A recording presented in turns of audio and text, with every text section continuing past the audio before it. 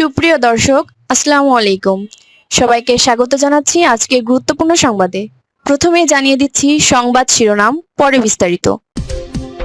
ভাবি প্রধানমন্ত্রী তারেক রহমান আগামীকাল জামাতের আমির ডাক্তার শফিকুর রহমান এবং এনসিপির আহ্বায়ক নাহিদ ইসলামের বাসায় যাবেন।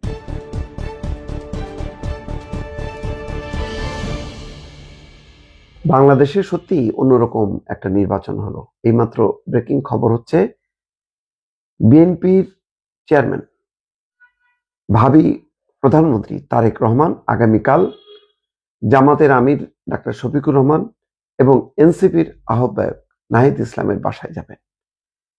এটা বার্তা। দেখেন, আজকে তার কিছুক্ষণ আগে দুপুরে যে খবর সংবাদ সম্মেলনে, সেখানে তিনি বলেছেন ঐক্যের কথা, ঐক্যবদ্ধভাবে গণতান্ত্রিক অধিকার প্রতিষ্ঠা করা বা গণতান্ত্রিক রাষ্ট্র গড়ে তোলা, কোনো বিভাজন না, ঐক্য। সেই ঐক্যের একটা প্রতিফলন ঘটানোর জন্যই তিনি আগামীকাল যাবেন বলে আজকে ঘোষণা দিচ্ছেন। এই মুহূর্তে সারা বাংলাদেশে কি হচ্ছে, বিভিন্ন জায়গায় প্রতিদ্বন্দ্বীরা হানাহানি করছে। ইতিমধ্যে দুজন মারাও গেছে, বাগেরহাটে একজন আর গতকালকে মুন্সিগঞ্জে একজন। এখানে যে রেষারেষি, সেই রেষারেষিটা ব্যাপক আকারে বিস্তৃত না হলেও ঘটনা তো ঘটেছে এবং এটা ঘটতে পারে। কারণ গত ২০-২২ দিনের যেই ভাবে বিএনপিকে অ্যাটাক করা হয়েছে, মানে সেখানে বিপুল সংখ্যাগরিষ্ঠতার পর নেতাকর্মীরা চুপ করে বসে থাকার কালচার আমাদের এখানে নেই, কোথাও নেই। পাশের দেশ ভারতে দেখেন কয়েকশো মারা যায়, আমাদের এখানে হাতে গোনা ১-২ জন মারা গেছে। হান্নান মাসুদ, এনসিপি, তারা অভিযোগ করেছেন, তারপরে জামাতের পক্ষ থেকে আনুষ্ঠানিকভাবে বলেছেন, ক্ষোভ প্রকাশ করেছেন এবং সম্ভবত সেই ক্ষোভটা জানতে পেরেছেন তারেক রহমান এবং তার প্রেক্ষিতেই চটজলদি একটা মেসেজ সারা দেশে দেয়া যে যারা গত ২০-২২ দিন ধরে বিএনপিকে বা আমাকে যারা নানাভাবে তুচ্ছ তাচ্ছিল্য করেছে, অপমান করেছে, অসম্মানজনক উক্তি করেছে, আমি রিভেঞ্জ নিতে চাই না, প্রতিহিংসা নিতে চাই না, সবাইকে নিয়ে দেশটা গড়তে চাই।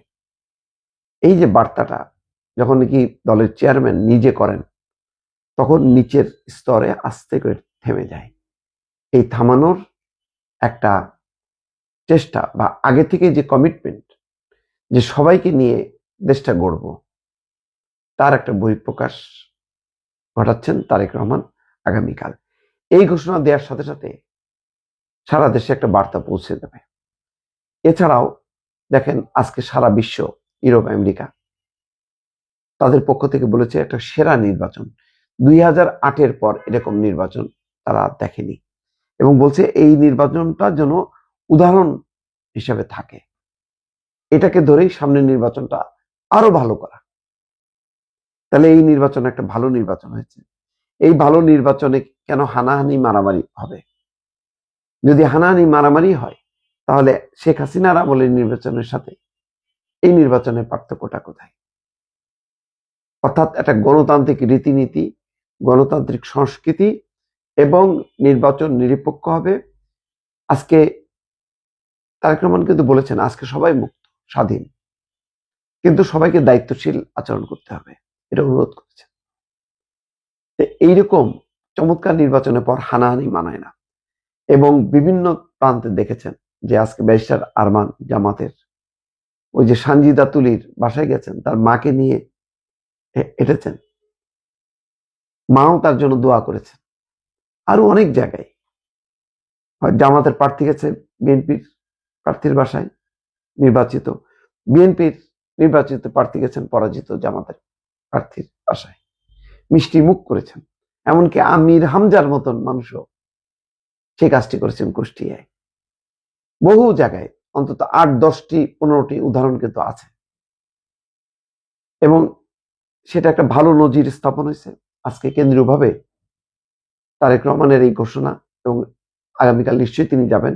এই যাওয়ার মধ্য দিয়ে সবাই মিলে, সরকার বিরোধী সবাই মিলে একটা ভালো সংসদ গড়ে তোলা, ভারত দায়িত্বশীল আচরণের মধ্য দিয়ে দেশটা গড়ে তোলার যে আকাঙ্ক্ষা প্রত্যয় তারেক রহমানের, আজকের এই অ্যানাউন্সমেন্টের মধ্য দিয়ে সেটা আবারও প্রমাণিত হলো দর্শক।